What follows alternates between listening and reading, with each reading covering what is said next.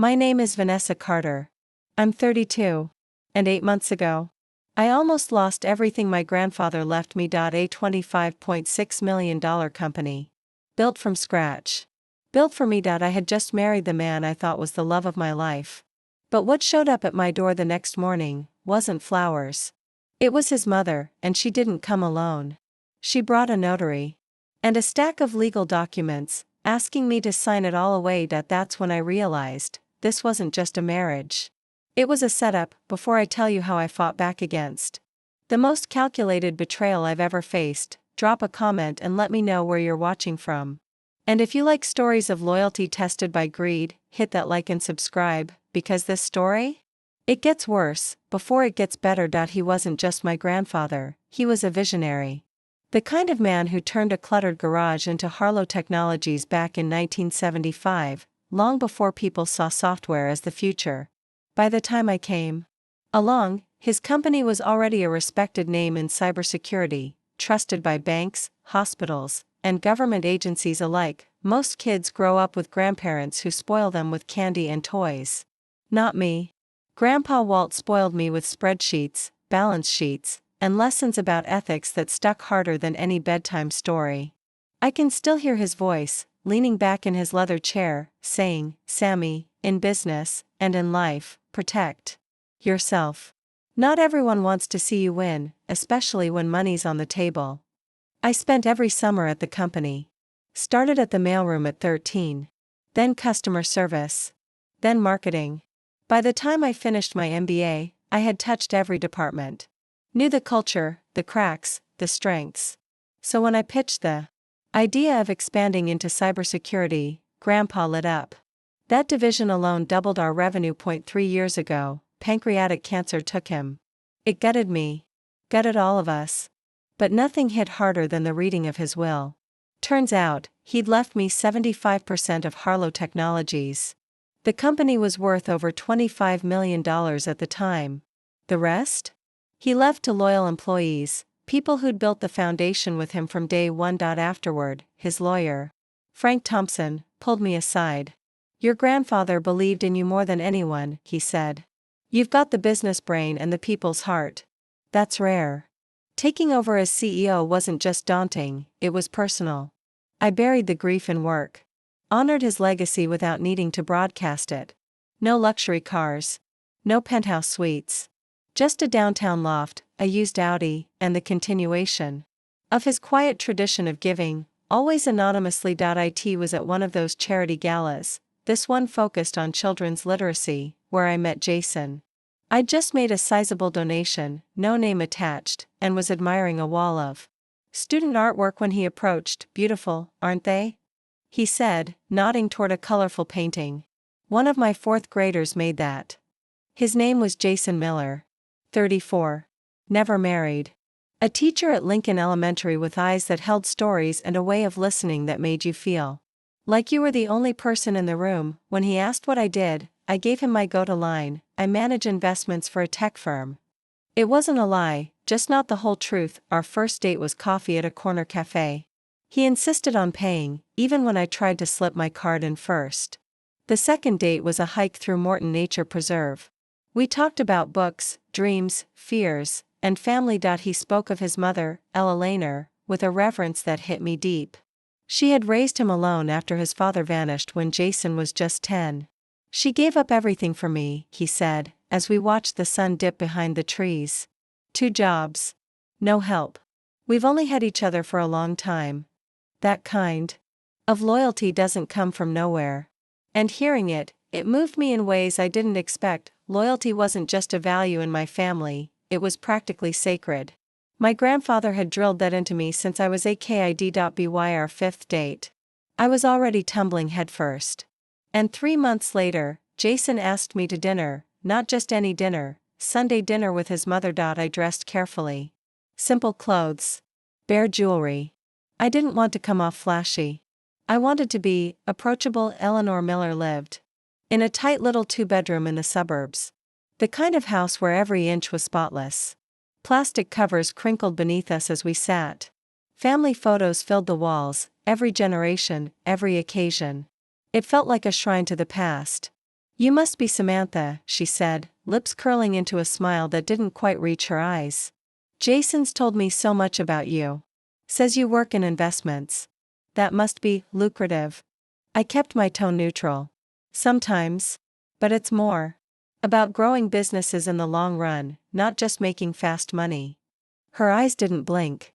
She kept going, asking about my family, my income, the benefits package at my job. Each question sharper than the last. I stayed polite. Jason squirmed. Mom, this isn't a job interview, he finally snapped, his voice tight as a piano wire. I'm just trying to understand the woman who's captured my son's heart, she replied with a frozen smile. Is that a crime? It was awkward, yeah. But I didn't let it rattle me, because Jason was different. He was kind. Passionate about his students. Funny without trying. Every time he spoke about his classroom, his eyes lit up, just like my grandfather's did when he mentored young people at the company. That spark. I saw it in Jason. 2.8 months in, he planned a weekend escape to a quiet beach town.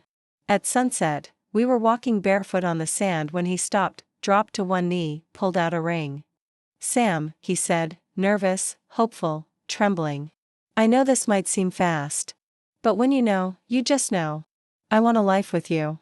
Will you marry me? My heart stuttered. I thought of my grandfather's voice, always protect yourself. Especially when it comes to love and money, but Jason's eyes, they were so open. So real. Yes, I whispered. Tears welled in my eyes. Yes, I will. That night, I almost told him the truth about the company, about the money, the secret I'd kept carefully tucked away. The words sat at the edge of my mouth. But I held them back. A whisper of doubt passed through me, like a cold breeze I couldn't place. Soon, I told myself. I'll tell him soon, but not yet. Not until I was sure it wouldn't change the way he looked at me. After the wedding, I promised. Once we were husband and wife, I'd lay everything on the table. I had no idea how much that choice would cost me, because the moment we announced our engagement, Eleanor appointed herself queen of the wedding. What I had imagined as something small, intimate, and meaningful was quickly swept away by her demands. You can't have the reception there, she'd scoff, brushing aside my suggestions like lint on her designer blouse. What about the Westlake Country Club, she'd say, with that sugary tone masking a dagger of judgment. I know it's pricey, but surely your investment job pays well enough. Every single conversation with Eleanor, no matter how casual, somehow swerved back to money. Like it was the only currency she respected, not just in banks, but in relationships. 2.1 Sunday, over brunch, while Jason stepped away to grab coffee refills, she leaned in. Her perfume was overwhelming, floral and sharp, and her voice dipped into a conspiratorial whisper. Have you two discussed joining accounts after the wedding? I've always believed marriage means sharing everything. No secrets. Especially not financial ones. I smiled, politely evasive. We haven't decided yet. We both value some financial independence. Her smile faltered. Tightened. Independence is for single people, Samantha, she said, her tone now edged in steel. Marriage is about becoming one unit. Another red flag, neatly folded and waved in front of my face. A few days later, I stopped by Jason's apartment while he was at work, just to drop off some paperwork for our marriage license. Eleanor had a key. Something I already planned to deal with after the wedding. She claimed to be there dropping off a casserole. But when I walked into the home office, she was rifling through a stack of documents I had left on Jason's desk, investment statements. My personal ones. Not connected to Harlow Technologies. Not something she had any business touching. She jolted when she saw me. Oh. I knocked these over while dusting, such a mess, she stammered, trying to rearrange them quickly, but I knew the truth. They were tucked neatly in a folder. Nothing about that desk had been a mess. I said nothing. Just smiled. And made a mental note to be more careful, with everything. 2 weeks later, I heard something that made my blood run cold. I had arrived early to Jason's apartment for dinner. Just as I raised my hand to knock, I froze. Voices raised. Arguing. Jason's voice, Mom, you need to stop pushing. Sam and I will figure out our finances ourselves. Eleanor's reply, I'm only thinking of your future. You've struggled with student loans for years while she's clearly doing well. Marriage means her money becomes family money. That's how it works. Jason, that's not why I'm marrying her. Eleanor's voice softened, a wolf wrapping itself in velvet. Of course not, sweetheart. But there's nothing wrong with ensuring financial security in your marriage. Just talk to her about joint accounts after the wedding. Once everything's legal, you'll both be protected. I backed away from the door, heart pounding like a warning bell in my chest. Was he marrying me for love? Or was Eleanor sinking her claws in so deep that even he couldn't tell anymore? That night, I called Katie, my best friend, and the only one who'd never bought Eleanor's act. I don't know if I'm being paranoid, I whispered, replaying everything I'd heard, every unsettling moment. You're not paranoid. Katie said, firm and calm. You're perceptive. Eleanor sees you as a meal ticket, for her, maybe even for Jason. Then she asked the question I'd been dreading. Have you told him about the company yet? I hesitated. No. I was waiting until after the wedding. Don't, she warned. I know you love him, but something feels off. Trust yourself. First, that was the voice in my head. Before anything else, make sure you're protected. Then, maybe then, see if he's truly worthy of the truth. The next morning, I called Frank Thompson, my grandfather's trusted lawyer, and now mine. He handled everything business-related for me. I need to make sure everything is locked down before I get married, I told him. Especially Harlow. Frank didn't even flinch. He nodded slowly, almost like he'd expected this day to come. Your grandfather would admire your caution, he said while pulling up documents and drafting outlines. People do wild things when love and money collide. That afternoon, we put safeguards in motion. We created an irrevocable trust for my company's shares, drafted prenuptial agreements, though I hadn't yet decided if I'd ask Jason to sign, and layered in multiple levels of legal protection. Anyone trying to touch Harlow, even a spouse, would find themselves lost in a legal maze designed to preserve my grandfather's legacy. Still, something in me recoiled. This feels dishonest, I admitted. Frank didn't hesitate. Marriage is about love, he said. But business is about protection. Trust is earned, slowly. Your grandfather didn't share certain business details with his wife until a decade into the marriage. As the wedding drew closer, my anxiety sharpened. Eleanor's voice echoed through the rehearsals and family dinners, always with a subtle barb. Comments like, Jason's marrying into such a fortunate situation, or, Sam has powerful business ties, imagine the doors that'll open. Each time she said something like that, my spine stiffened a little more. And my silence deepened. The night before the wedding, tradition kept Jason and me apart. I stared at the ceiling in a quiet hotel suite, trying to breathe past the weight in my chest. It wasn't doubt about Jason. I loved him, deeply. But the secret I carried, a $25.6 million secret, hovered over me like thunderclouds on what should have been a perfect day. Still, I clung to my plan. After the vows, once we were legally bound and emotionally steady, I'd tell him everything. He'd understand. I hoped, but what I didn't know, what I couldn't know, was that Eleanor already had her own plan in motion. The wedding day arrived with sun-drenched skies and crisp September air. Blue above, orange leaves swirling underfoot, just enough wind to rustle the fall decorations that lined the outdoor venue. I'd chosen a dress that was elegant, but simple. Not flashy. Not a spectacle. Eleanor, of course, had lobbied for something fitting your position, her words, not mine, but I held firm. The ceremony was set for 4 p.m. at Riverside Gardens, beautiful, affordable, and just within reach for a teacher's salary. I insisted on splitting costs evenly, but in truth, I had quietly paid for nearly everything through the wedding planner, sworn to secrecy. Of course, Katie showed up at my suite early, just as planned. She came, bearing champagne and emotional reinforcement.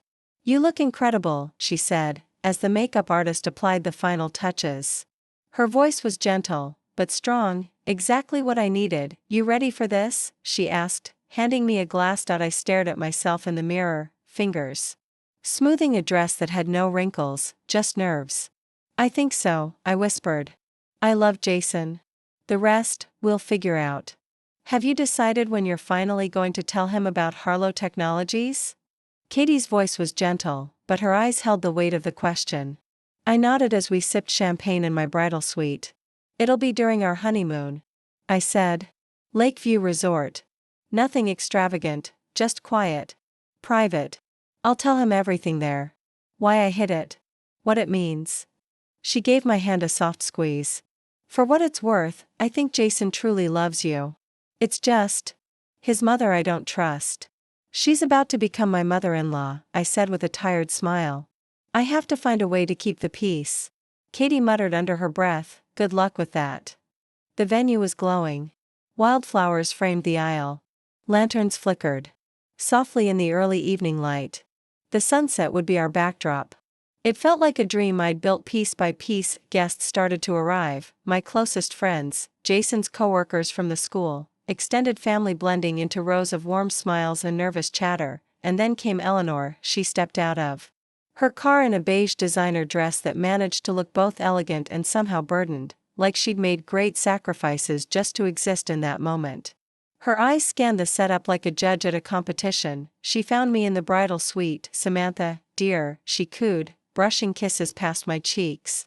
Such a lovely little ceremony you've planned. So quaint. Simple is best, isn't it? Though? I still think the country club would have been worth the extra investment. This is perfect for us, I replied, steady. Well, she said, drawing out the word. What matters is that after today, we'll all be family. The word family lingered in the air like a threat. Her tone sharpened, and families share everything, don't they? Joys, sorrows, responsibilities, assets.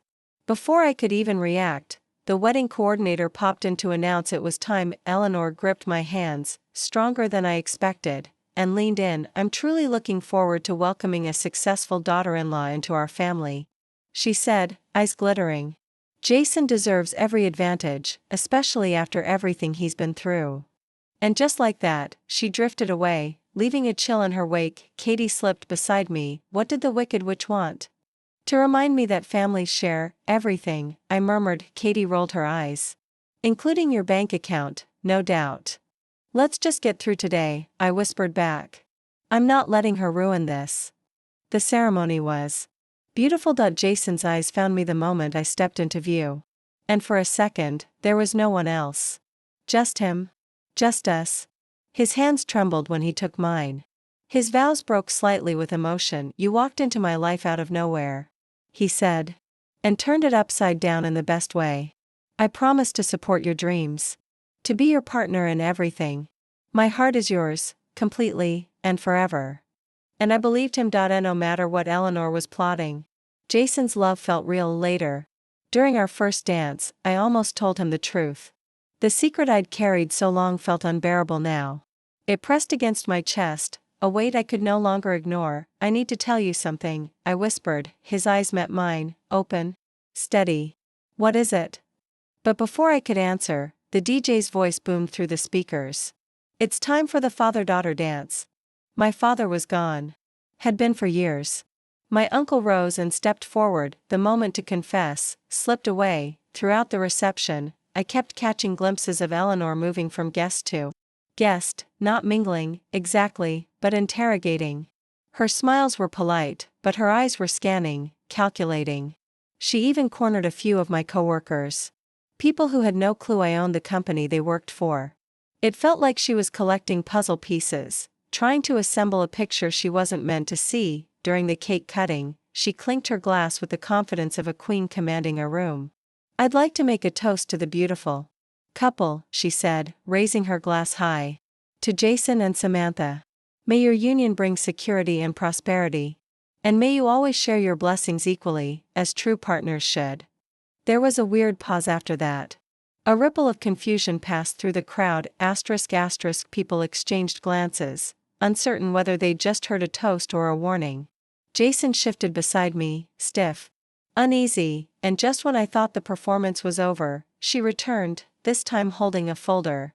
A little wedding gift, she said with a smile that didn't reach her eyes, handing it to Jason. Just a bit of paperwork to look over tomorrow. Nothing urgent, not tonight. Jason accepted it with a flat expression. Thanks, Mom.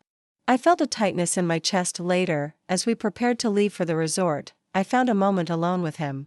Your mother seems very invested in our finances, I said, choosing my words like stepping through a minefield. Jason sighed. She struggled so much after my dad left. It made her obsessed with money, with stability. But I'll talk to her. Don't worry.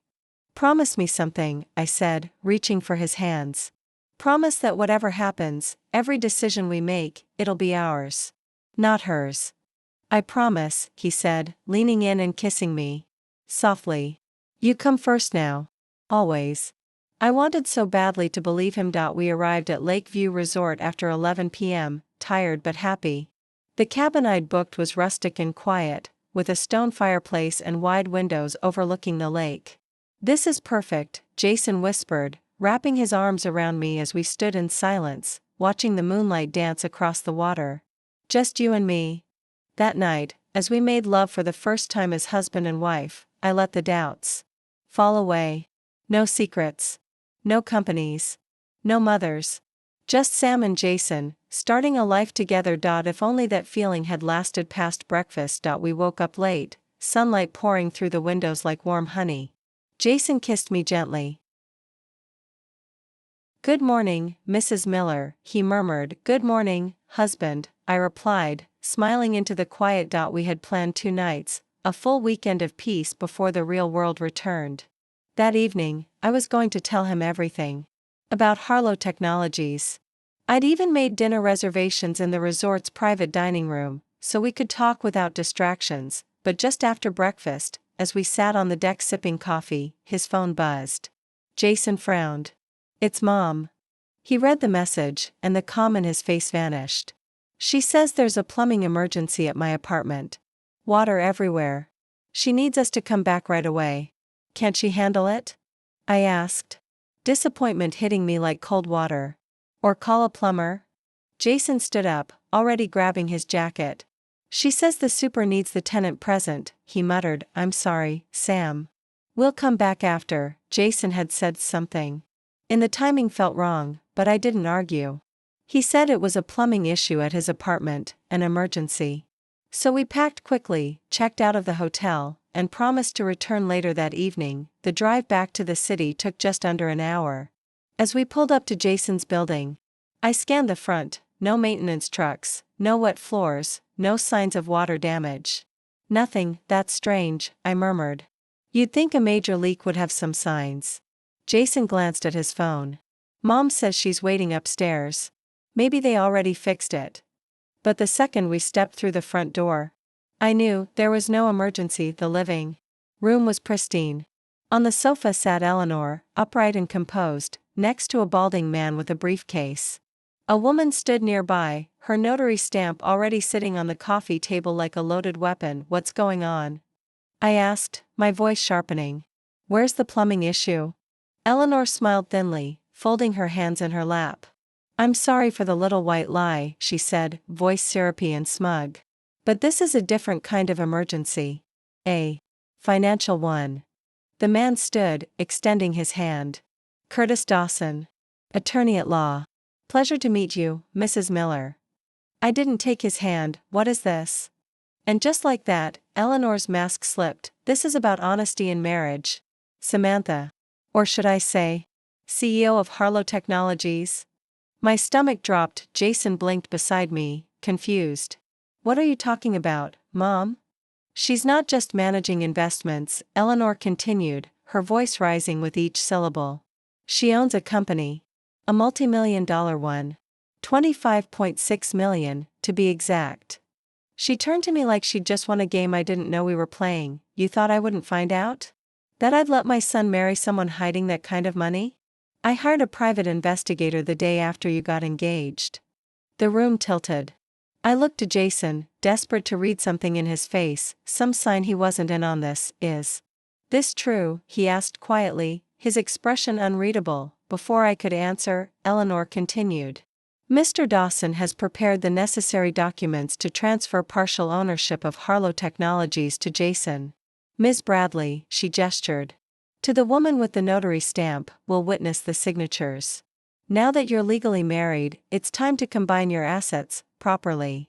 I finally found my voice. You lured me here under false pretenses, just to spring this on me? Curtis spoke up, smooth as oil. Not the entire company. Just 50% ownership. Standard in marital law. There's nothing standard about this, I snapped, fury surging through my veins. And it's not how marital property works in this state. I turned to Jason, whose face had drained of color. Did you know? He hesitated, just enough to break something in me. I knew Mom had concerns, he said slowly. She mentioned she discovered you had more assets than you let on. But I didn't know about this meeting. Not exactly. Not exactly?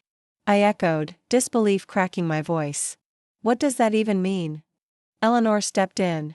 Jason and I talked about financial transparency after marriage.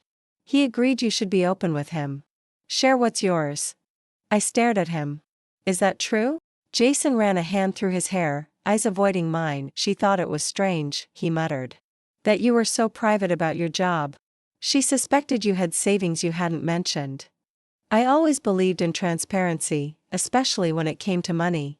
But this was betrayal. Jason gestured helplessly toward the legal documents spread across the table. I thought we agreed to be open about finances, he said. I stared at him, my voice flat and cold. You didn't agree. You conspired. You and your mother sat down and plotted how to access my company's wealth. His face flushed with shame. That's not what happened. Eleanor, standing behind him like a general waiting for the battle to end, stepped forward with a scoff. Oh, enough drama, she snapped. The fact is, you hid substantial assets before marrying my son. It's time to correct that. She picked up a pen. Extended it toward me like it was a peace offering, only it felt more like a weapon. Sign the papers, Samantha. This is what's best for everyone. I let out a hollow laugh. There wasn't an ounce of warmth in it. Best for everyone? Or just best for you, Eleanor? Her eyes narrowed. For the family, she corrected, her voice sharp. Jason deserves security. After everything he's been through, you think taking half of my company gives him security? I interrupted, my tone razor sharp. The company my grandfather built with his bare hands. The company he trusted me to protect. Curtis Dawson, the attorney she brought along like a sidekick, tried to jump in. Technically, he said, shifting nervously, these documents would transfer 25% to Jason and another 25% to a family trust.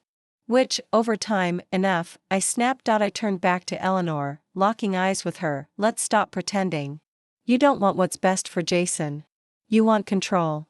You want half my company in your hands. That's when her facade cracked, her eyes sharpened. Her voice dropped to a hiss. You owe this family. You think I'd let my son marry someone who could walk away with millions while he's left with nothing?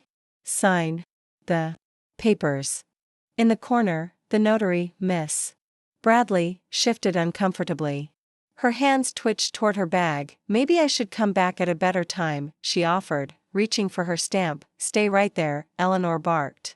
We're settling this today. I inhaled slowly, drawing in every lesson my grandfather had ever taught me. About staying calm when others lose their grip. About reading the room. About choosing the moment to strike. And then I looked them in the eyes. I will not be signing anything today. Curtis blinked. In fact, Mr. Dawson, I suggest you take a deeper look into Harlow Technologies before showing up with papers like these. I stepped forward. Had you done even a shred of due diligence, you'd know that the company is wrapped in layers of trusts and legal protections. What you're trying to do here? It's not only impossible, it's legally actionable. As attempted fraud.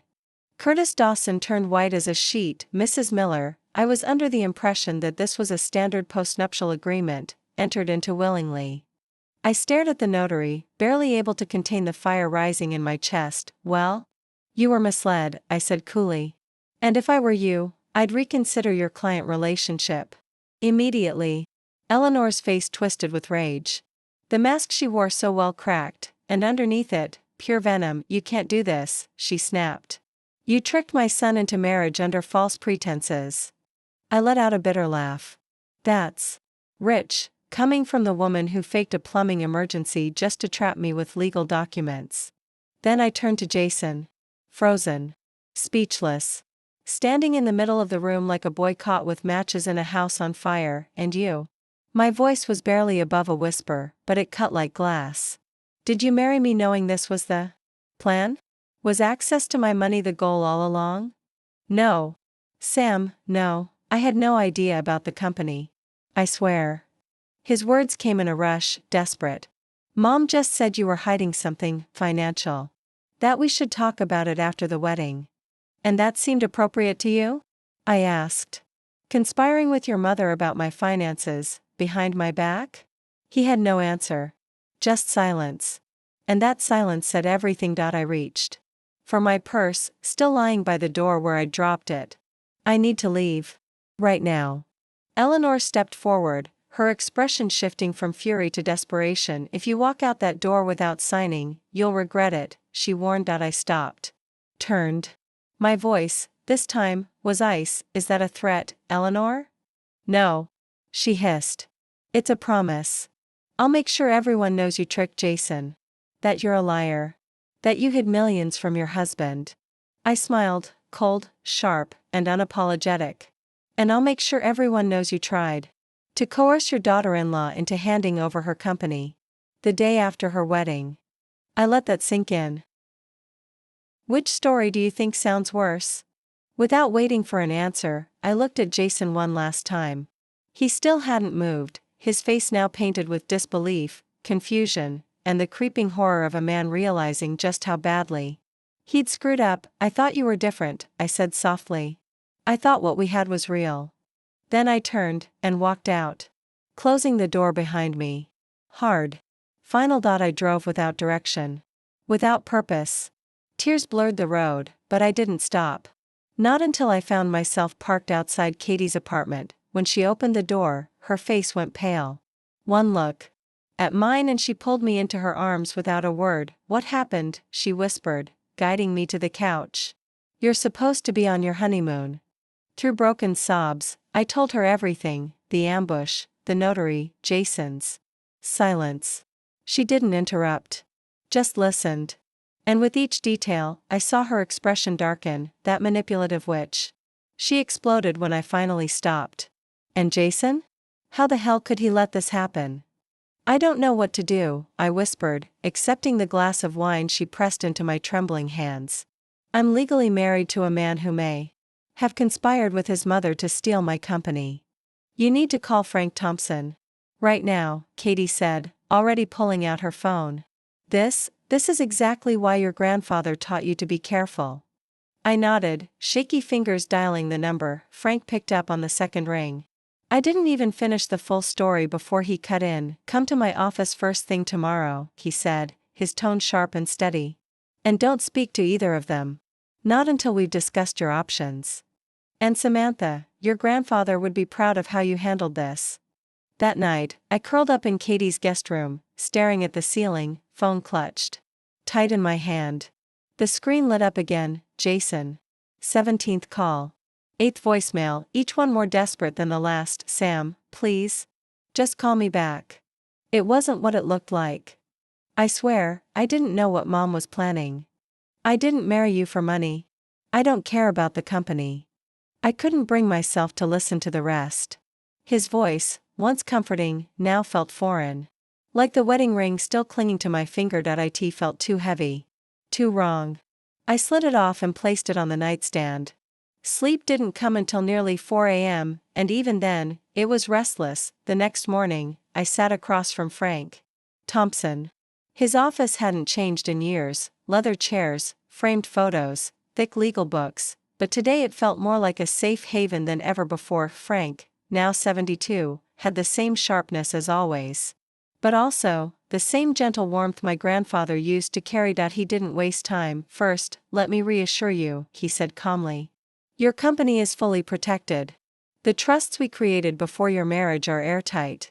No one, not even a spouse, can touch Harlow without your written, voluntary consent. Through very specific legal channels. Relief broke over me like a wave. So? Eleanor's documents? Legally meaningless, he confirmed. Worse, actually. What she attempted could fall under attempted fraud, maybe even coercion. He looked at me carefully. If you wanted to press charges, I cut in quickly. I just want this to be over. He nodded with quiet understanding. Then let's talk about the marriage. 3 options. All of them ugly: annulment, if I could prove Jason married me with the intent to access my assets. Divorce, less complicated, but still public and painful. Or reconciliation, with legal protections in place from now on. When he finished, I asked the question that had been burning through me: if your daughter were in my place, what would you do? Frank leaned back, removed his glasses, and polished them with the edge of his sleeve. I'd want to be absolutely sure Jason knew everything his mother planned. Because if he didn't, he may be a victim, too. But he knew something, I said. He admitted they discussed my finances. Many couples talk about money before marriage, Frank said gently. The real question is, was he part of the manipulation? Or did she twist the narrative around him? Only I could answer that. And I didn't have the answer yet. I left Frank's office with one clear decision in place: I needed space. I requested a week's leave from Harlow Technologies to sort through my personal life. My assistant was told only that I'd be extending my honeymoon due to personal matters. No one else needed to know. Not yet. When I returned to Katie's apartment, 3 things were waiting for me at the door: flowers, a handwritten letter, and a small box. All from Jason. I opened the letter first. 8 pages. Handwritten. Laced with apologies, explanations, regret, or was it just strategy? I read it twice. Every line felt carefully measured, like he was trying to find the sweet spot between remorse and self-preservation. My mom has always been obsessed with financial security, he wrote. When she met you, she convinced herself you were hiding something. She thought maybe you had debts, maybe you weren't being honest. It never even crossed my mind that you might be wealthy. I thought she was just being paranoid. Like always. He claimed he had no idea about the documents Eleanor had planned. Said he only agreed to discuss finances after the wedding. That the notary? The lawyer? That was all his mother. The package held his copy of our marriage certificate, and the key to his apartment. Like he was placing everything in my hands. A symbolic act of surrender. Katie wasn't impressed. How convenient, she muttered. After reading the letter. So now he gets to throw mommy under the bus and walk away clean? But what if he's telling the truth? I asked quietly. What if he's just stuck? Torn between a manipulative mother and the woman he loves? Katie leaned back on the couch beside me, thoughtful. Then there's only one way to know. You don't go to him. You make him come to you. On your terms. Not hers. Not his. I thought about that for 3 days, and then I sent the message that we need to talk. Bring your mother. Tomorrow, 2 p.m. Thompson Legal Offices. This is non-negotiable. His reply came within minutes. We'll be there. Thank you for giving me the chance. That night, I didn't sleep. I kept running everything through my head, replaying every moment with Jason, searching for red flags I might have ignored. Had I missed something? Had love made me blind, or was he truly the man I thought I married, just emotionally tangled in Eleanor's web? The next morning, I met with Frank, my attorney. I need to know exactly where I stand, I told him. Legally, financially, strategically. Frank didn't hesitate. You're in a position of strength, he said. Never forget that. The only power they have is your love for Jason. That's it. At exactly 2 p.m., Frank's assistant opened the door to the conference room. Jason stepped in first, unshaven, exhausted, clothes wrinkled like he hadn't changed in days. His face was drawn, eyes hollow. Eleanor followed behind him, flawless as ever. Perfect hair. Perfect pearls. But her expression? Tight. Bitter. Like just being in this office was beneath her. Frank stood and introduced himself calmly. I'm Samantha's attorney. Eleanor's eyes flared. So this was an ambush, she snapped. You had a lawyer waiting for us. I knew you were calculating. Frank didn't even blink. Miss Miller, he said coolly, considering you arranged a notary and legal counsel to confront my client the day after her wedding, I suggest you take a moment to reconsider who exactly is being calculating here. Eleanor stiffened, but didn't speak. Jason, though, he hadn't looked away from me once since stepping into the room. Sam, he began. I can't even begin to say how sore. I lifted my hand. Before anyone speaks again, I said firmly, I want complete honesty. No more games. No more half-truths. And I need both of you to understand where I'm coming from. I took a slow breath. My voice didn't shake. Yes, I own Harlow Technologies. My grandfather left it to me 3 years ago. I'm the CEO, and it's currently valued at approximately $25.6 million. A stunned silence fell over the room. I kept that information private while dating because he always warned me, wealth attracts intentions, not love. And right now, it seems he was right. My eyes locked onto Eleanor. Her lips tightened, but I didn't give her a chance to twist the narrative. If you'd just been honest from the beginning, she started, but Jason cut in, Mom. No. Just stop. He turned to me, urgency in his voice. Sam, I didn't know. Not about the company, not about the money, nothing.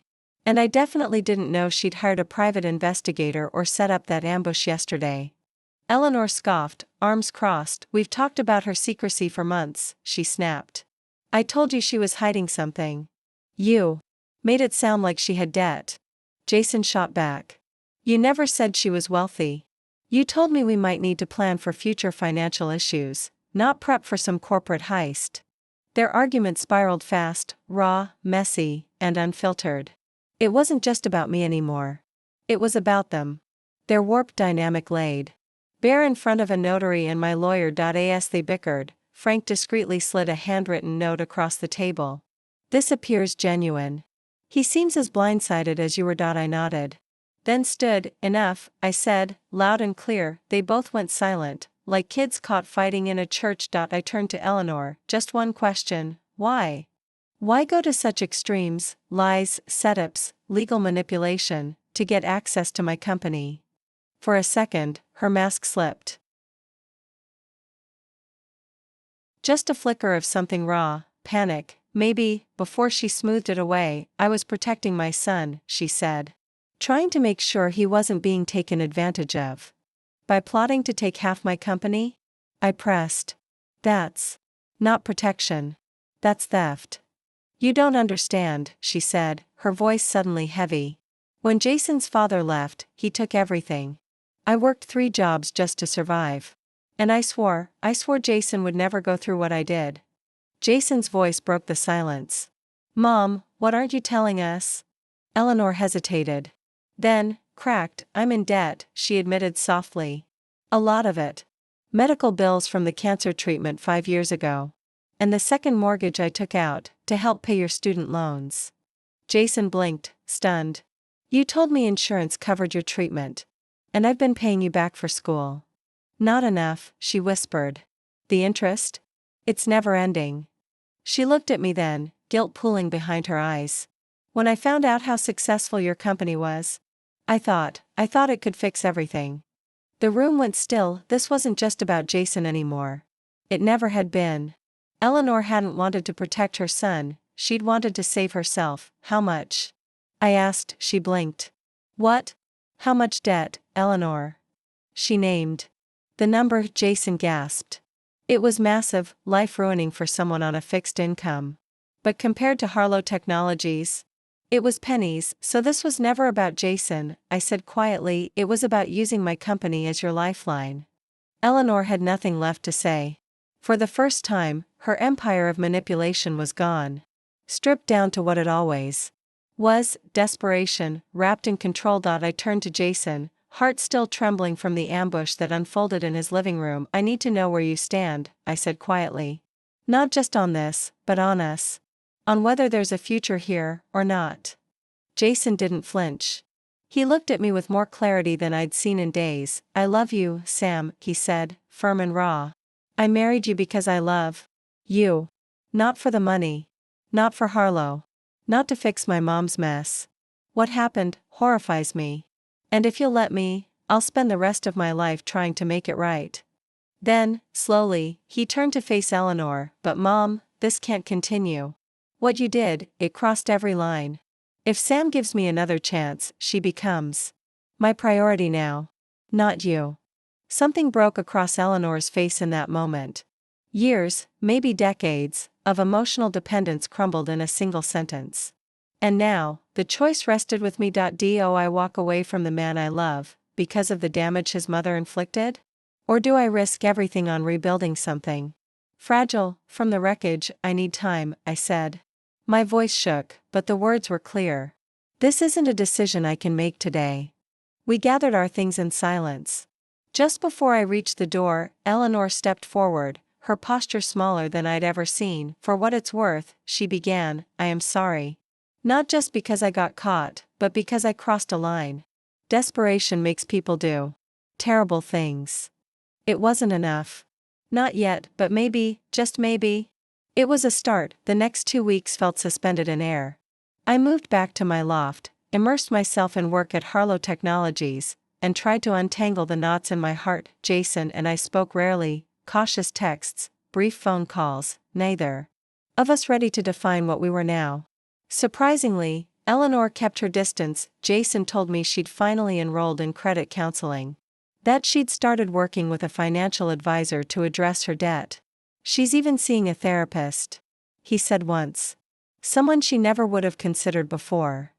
A part of me wanted to believe in change, in healing, that even betrayal could lead to something better, but the image of that living room, the notary, the documents, the trap, kept echoing in my mind like a loop I couldn't shut off. Then, one evening, Frank Thompson called. Eleanor Miller has requested a meeting, he told me.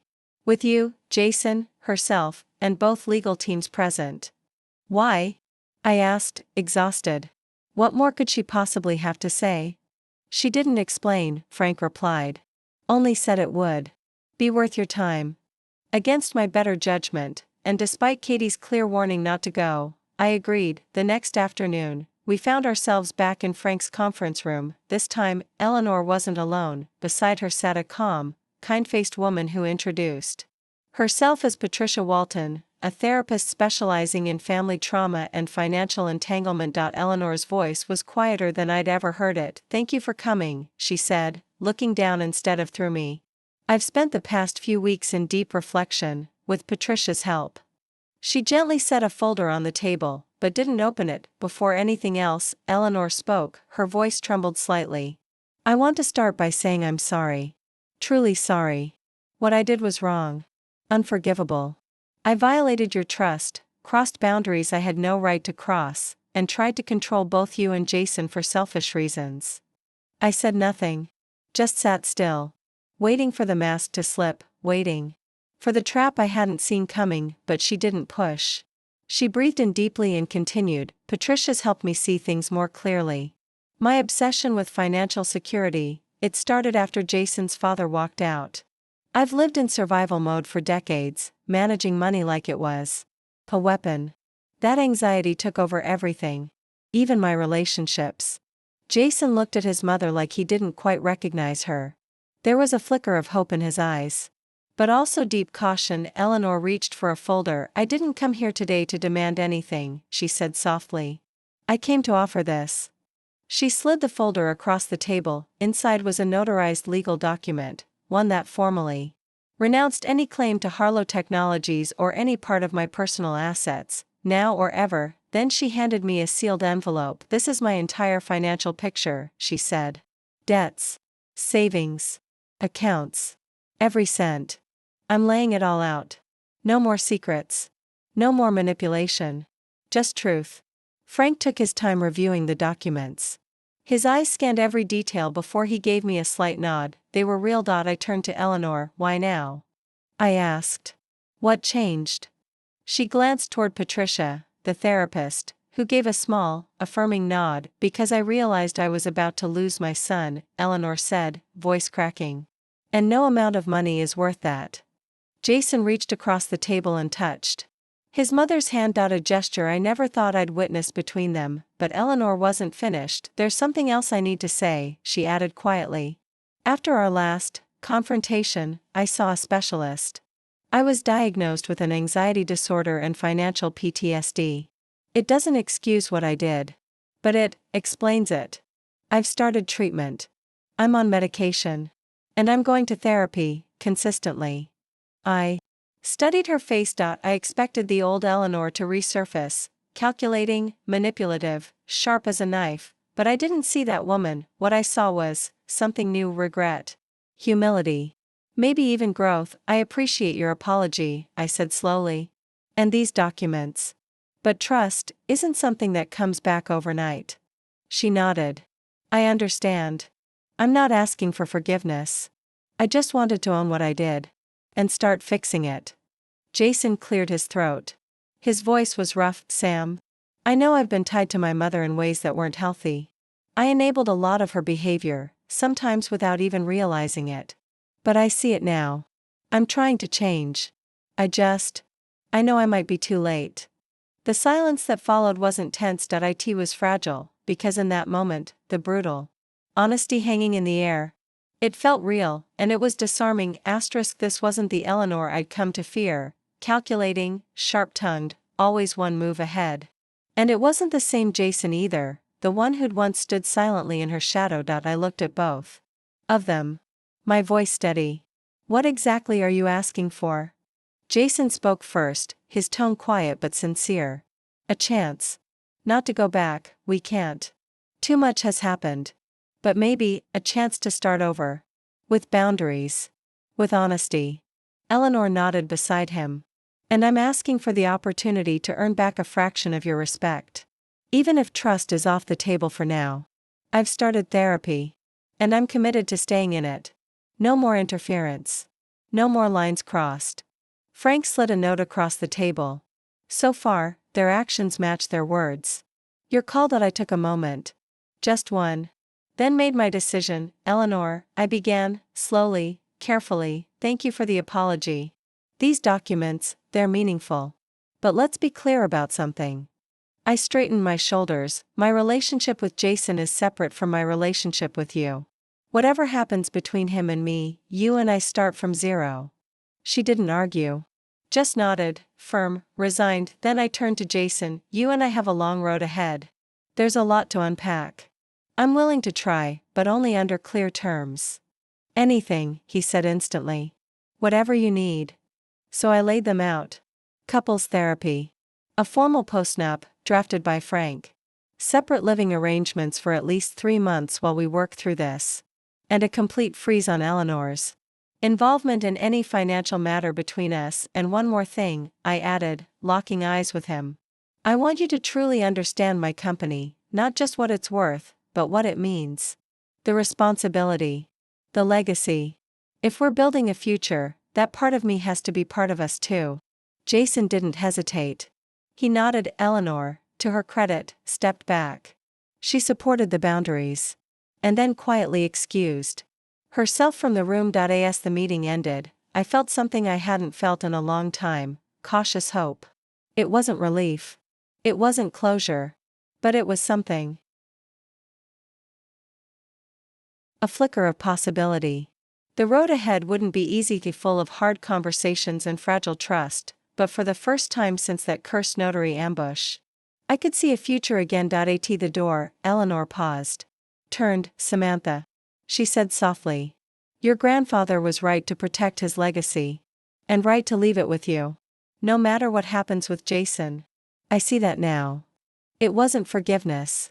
Not yet, but it was a start point. 6 months after the wedding that almost collapsed before it even began, Jason and I sat side by side in Dr. Marlene Foster's office, our couples therapist. The one who'd helped us rebuild from the ruins Eleanor left behind. Today is your 20th session, Dr. Foster said, scanning her notes. Samantha, Jason, how would you describe your progress? I glanced at Jason. He looked back at me. Honestly? I said. It's been the hardest 6 months of my life. But also the most transformative. Jason nodded slowly. We've had to rebuild everything: trust, communication, boundaries. And some days, it felt impossible. The road back wasn't easy. For the first 3 months, Jason and I lived apart. 3 therapy sessions a week, individual counseling, couples therapy, and, occasionally, joint sessions with Eleanor. We were rebuilding something fragile. Not just a marriage. But trust, identity, and boundaries. Frank's postnuptial agreement had been signed quietly, no resistance, no courtroom drama. Harlow Technologies remained protected. At the same time, we created new terms, clear, fair agreements about shared marital assets going forward. To her credit, Eleanor kept her word. She stayed in therapy, continued credit counseling. She respected boundaries. It wasn't a miracle, but it was something. I remember the exact moment I knew things were shifting. Dr. Foster, our therapist, had asked what changed for me. And I told her, the day Jason understood what the company really means to me. 2 months into our separation, I brought him to Harlow Technologies. Not for a tour. Not as my husband. But as someone who needed to understand. For weeks, he shadowed every department. He asked questions. He listened. He learned what it meant to carry a legacy. It's not just a business, he told me one afternoon. This is alive. It's part of who you are. I get it now. It's not just about money, it's about honoring everything your grandfather built. Watching him connect with my team, my people, broke something open in me. And slowly, trust began to return. Then came Eleanor. How has that relationship evolved? Dr. Foster asked during one session. I paused. That was harder to define. She's kept her distance, I said. She's focused on healing.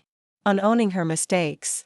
The woman who once ambushed me with a lawyer and a notary now sent polite text messages.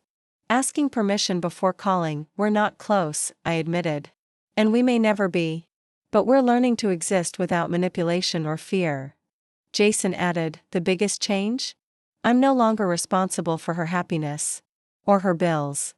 That was true. Eleanor had made real progress. With help from her therapist and a financial counselor, she'd consolidated her debt, refinanced her home, and finally built a budget she could live with. Jason didn't feel obligated to bail her out anymore. If he helped, it was by choice, not guilt. And how's the living situation? Dr. Foster asked with a small smile. 2 weeks ago, Jason moved back into my loft. The energy was different. Now. It felt shared. Mutual. Equal. Not like I was letting someone into my space, but like we were building something together. It's working, I told her. One day at a time. As our session wrapped, Dr. Foster leaned forward with warmth in her eyes. When you first came to me, you weren't sure your marriage could survive. But from where I'm sitting, it's not just surviving. It's growing stronger because of everything you've been through. As we walked out of the office, Jason gently reached for my hand. Dr. Foster was right, he murmured. 6 months ago, I never would have believed we'd get here. Me neither, I admitted. But, here we are. That night, we stood side by side in the kitchen, chopping vegetables, passing ingredients, occasionally brushing fingers. The rhythm of shared domestic life. Ordinary, and extraordinary, and yet, part of me drifted. Jason caught the distant look in my eyes. What are you thinking about? My grandfather, I said softly. He used to say that money doesn't just change circumstances, it changes people. Their tone. Their motives. The way they see you. For years, I thought he was being overly cautious. Maybe even cynical. He wasn't, Jason said, his voice low. Money changes everything. Even if people don't realize it. I nodded. Funny thing is, by following his advice to protect the company, I ended up protecting something else, too. Our relationship, Jason finished, glancing over at me. If I'd known about Harlow Technologies from the start, my mom would have found a way to destroy it before it even had a chance. Or worse, I might have let her fears seep into my own head without realizing it. He wasn't wrong. The pain we'd endured had forced both of us to grow in ways neither expected. Jason had finally separated his identity from his mother's grip. And I'd learned that guarding myself didn't mean shutting everyone out. I have something for you, I said, wiping my hands and walking to my desk. I handed him an envelope. Not exactly an anniversary gift, since 6 months isn't much of a milestone given how things started. Jason opened it slowly. Inside, an offer letter, Director of Educational Outreach at Harlow Technologies. A role created specifically to blend his background in teaching with our mission to expand access to tech education in underserved communities. This isn't charity, I explained. And it's not favoritism. You earned this. You've taken the time to understand the business. The board approved it unanimously. His eyes widened. Are you sure? About us working together, being married and colleagues. I smiled. We've survived worse. He laughed softly. My grandfather used to say, business is about more than profit. It's about creating value and legacy. I think he'd be proud. As we went over the details, my phone buzzed out a message from Eleanor. For once, she wasn't calling. She was asking whether she could speak to us about Thanksgiving plans. I looked at Jason. Your mom wants to talk about the holidays. What do you think? He shrugged. What do you think? He was letting me decide. Respecting my pace. My boundaries. I think we can handle a call, I said slowly. Maybe even dinner next month. We'll see how things go. Small steps. Clear lines. A fragile kind of rebuilding, the same approach that had saved our marriage, and maybe, just maybe, it could give us a real shot at building something better with her. Later that night, as Jason slept beside me, I lay awake staring at the ceiling, thinking about the wild, chaotic road that had brought us here, from betrayal to truth, from manipulation to growth, from disaster to this cautious, fragile version of happiness we were finally starting to build together. The company remained safe. Our marriage was healing, slowly, intentionally.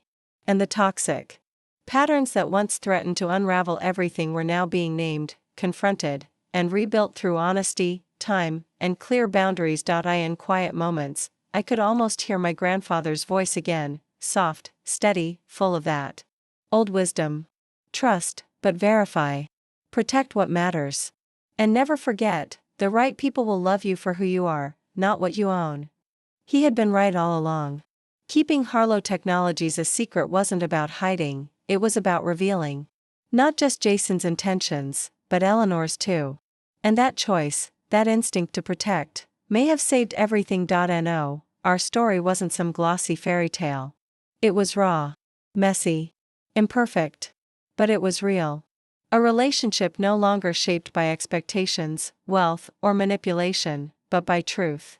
And that, I've learned, is worth far more than any company ever could be, because being seen, truly seen, and still being chosen? That's priceless. Now, if you made it this far, I want to hear from you. If you were in my shoes, would you have stayed? Would you have given him a second chance? Or would you have walked away, heels high and head held higher? Tell me in the comments.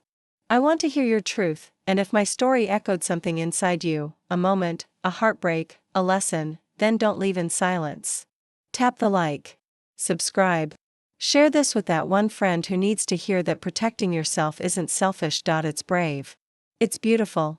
And it might just be the most loving thing you'll ever do, for yourself, and for the version of you that's still learning how to stay soft, without ever letting anyone make you small again. Thank you for listening to my story. Until next time, be strong, be kind, and never forget who you are, even when they try to make you forget.